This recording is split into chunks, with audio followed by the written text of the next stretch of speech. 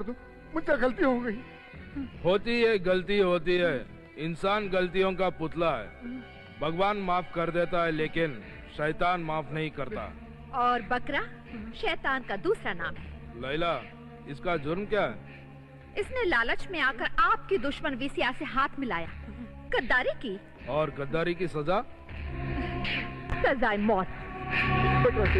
मेरे छोटे छोटे बच्चे हैं, मेरी बीवी है, मुझे माफ कर दो। कुछ नहीं होगा।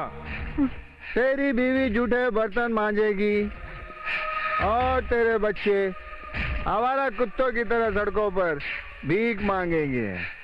तू मर जा। मुझे माफ कर दो बकरा सेठ, मुझे माफ कर दो। शैतानी किताब में माफी नहीं होती।